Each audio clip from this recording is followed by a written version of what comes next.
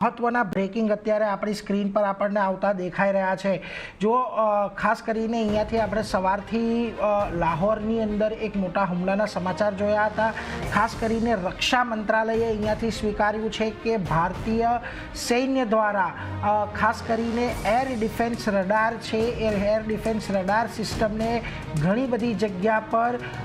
ખાસ કરીને ટાર્ગેટ કરવામાં આવી છે, લક્ષ્ય કરવામાં આવ્યા છે અને તેનો નાશ કરવામાં આવ્યો છે। અહીંયાથી ભારતનું એ જ કહેવું છે કે પાકિસ્તાન જે તીવ્રતાથી આપણા સરહદી વિસ્તારોની અંદર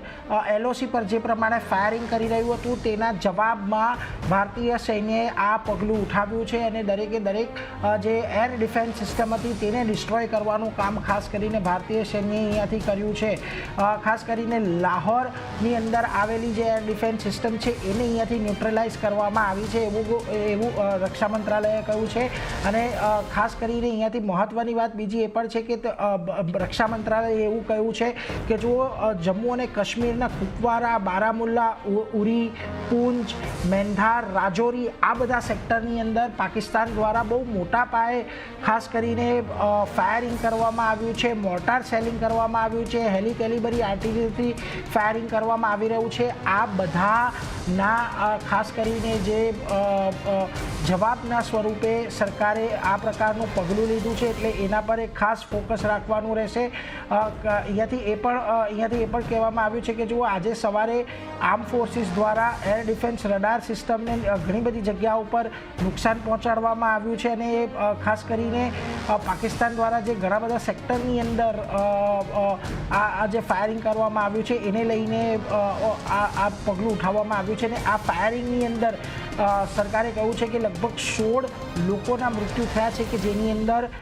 5 બાળકો અને 3 મહિલાઓનો સમાવેશ થાય છે। હવે ઇન્ડિયાએ પણ અહીંયાથી ખાસ કરીને આ મોર્ટાર અને આર્ટિલરી એ ફાયરને હોલ્ટ કરવા માટે અને એના માટે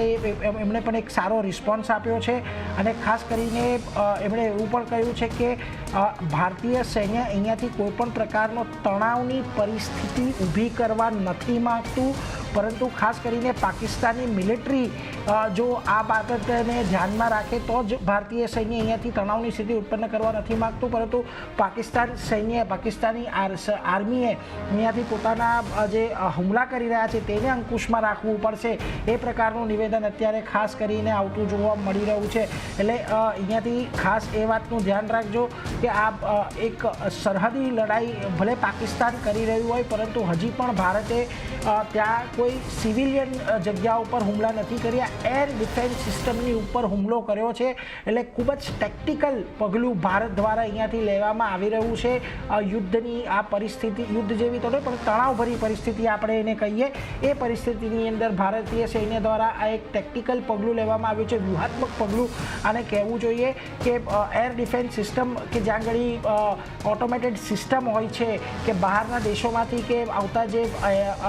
એરિયલ અટેક છે એને રોકવા માટેની આ પ્રકારની સિસ્ટમ હોય છે, એને લઈને આ ખાસ કરીને આ આપણને સમાચાર આવતા દેખાઈ રહ્યા છે। આપણી સાથે સહયોગી ઉર્વિન વ્યાસ પણ જોડાઈ ગયા છે। જી ઉર્વિન, ખાસ કરીને ઘણા મહત્વના સમાચાર આવતા દેખાઈ રહ્યા છે, રક્ષા મંત્રાલય તરફથી નિવેદન આપવામાં આવ્યું છે, શું વિગત? જી, એટલે જણાવી દઈએ કે ગઈકાલે રાતથી આજ સવાર સુધીમાં પાકિસ્તાને અનેક જગ્યાએ હુમલો કરવાના પ્રયત્નો કર્યા છે પણ બધા નિષ્ફળ ગયા છે। ખાસ કરીને મળતી વિગત પ્રમાણે ઉત્તર ભારત અને પશ્ચિમ ભારત, ખાસ કરીને જે વેસ્ટર્ન ફ્રન્ટ છે એમાં અવંતીપુરા, શ્રીનગર, જમ્મુ, પઠાનકોટ, અમૃતસર, કપૂરથલા, જલંધર, લુધિયાણા, આદમપુર, ભટિંડા, ચંદીગઢ અને ભુજ જેવી અને બીજા 2 વિસ્તારો પણ છે જેમાં ડ્રોન અને મિસાઇલ થકી પ્રયત્ન કર્યા હતા કે પાકિસ્તાન હુમલો કરે, પણ કોઈ મિસાઇલ કે એકેય વસ્તુ, ડ્રોન છે તે સફળ નથી થયા અને બધા નિષ્ફળ ગયા છે હુમલા। આ જોવા જઈએ તો આ ન્યુટ્રલાઇઝ કરવામાં આપણી એર ડિફેન્સ સિસ્ટમ જે છે, ખાસ કરીને યુએસ ગ્રીડ અને એર ડિફેન્સ સિસ્ટમ કહેવાય છે, એ ખાસી સફળ રહી છે અને આ બધા હુમલા કરવામાં પાકિસ્તાન નિષ્ફળ રહ્યું છે। આના જવાબી કાર્યવાહીમાં ભારતીય સેનાએ એર ડિફેન્સ રડાર જે છે લાહોરના પાકિસ્તાનમાં ખાસ કરીને તેને નષ્ટ કરવામાં આવ્યું છે અને આ જવાબ પાકિસ્તાનને જડબાતોડ રીતે આપવામાં આવ્યો છે તેવું સરકાર તરફથી જાણવા મળ્યું છે અને એર ડિફેન્સ સિસ્ટમ લાહોરની નષ્ટ કરી દીધી છે। અને પાકિસ્તાનના લાઇન ઓફ કંટ્રોલ, આપણે ખાસ કરીને ભારત અને પાકિસ્તાન વચ્ચે જે લાઇન ઓફ કંટ્રોલ છે, ગઈકાલથી તમે જોઈ રહ્યા છો પાકિસ્તાને ખાસું તેનો હુમલો કરવાના પ્રયત્નો વધારી દીધા છે અને એ ઇન્ટેન્સિટી વધારી દેવાના કારણે ભારતની સેનાએ પણ એને જડબાતોડ જવાબ આપવા માટે પૂરતા જવાબ આપ્યો છે. ખાસ કરીને એમાં જોવા જોઈએ તો આ ઇન્ટેન્સિટી તેણે પૂંછ સેક્ટરમાં વધારી હતી, કુપવારા, બારામુલ્લા, ઉરી, મેંધર અને રાજૌરી સેક્ટરમાં વધારી દીધી હતી, જેના કારણે 16 લોકોના મૃત્યુ થયા છે, જેમાં 3 મહિલા અને 5 બાળકો પણ છે. એટલે પાકિસ્તાનની આ ફાયરિંગમાં જે લોકોના મોત થયા છે તેનો પ્રોપર જવાબ દેવા માટે, જડબાતોડ જવાબ આપવા માટે ભારતીય સેનાએ આજ સવારે ફરીથી આ લાહોરની જે એર ડિફેન્સ સિસ્ટમ છે તેને નષ્ટ કરી અને સાથે સાથે ભારતે LOC પર ખાસ કરીને મોર્ટાર અને જે આર્ટિલરી ફાયરની સિસ્ટમ છે એને રોકવા માટેના પૂરતા પ્રયત્નો અને બંદોબસ્ત કરી દીધા છે. જી ઉર્વિન, એટલે જો ખાસ કરીને આભાર અમારી સાથે જોડાઈને સમગ્ર વિગત આપવા માટે. અને ખાસ કરીને જે ઉર્વિન વાત કહી રહ્યા હતા એની અંદર એ પણ મહત્ત્વની એક વાત છે કે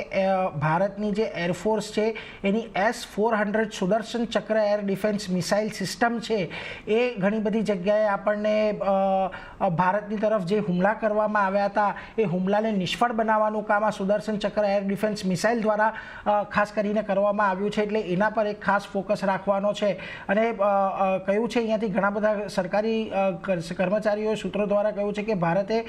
ઘણા બધા ટાર્ગેટ્સ સક્સેસફુલી ન્યુટ્રલાઇઝ કર્યા છે, એટલે કે એ ટાર્ગેટને પોતાની જગ્યા પર પડવા નથી દીધા, એ પહેલાં જ એ હુમલાઓને નિષ્ફળ કરવામાં આવ્યા છે. એટલે ભારતીય સૈન્ય દ્વારા પાકિસ્તાન દ્વારા ન માત્ર હુમલો રોકવામાં આવ્યો છે પરંતુ જે રીતે જવાબ આપવામાં આવ્યો છે એર ડિફેન્સ સિસ્ટમને નષ્ટ કરીને, એ પણ એક ભારતનું સ્ટેટમેન્ટ એ છે કે અમે અહીંયાથી કોઈ પણ વધારે પડતું જે આ તણાવ છે એને વધારવા નથી માગતા. એ વાતને અહીંયાથી ખાસ કરીને ધ્યાનમાં રાખવા જેવી છે. જો પાકિસ્તાન અહીંયાથી કોઈક વધારે આપણને કોઈક કરે છે, કોઈ પણ વધારે હરકત કરે છે તો પછી એનો જવાબ ભારત આપી શકે છે. પરંતુ અત્યારે ભારત માત્ર ને માત્ર તેમના એર ડિફેન્સ સિસ્ટમને એ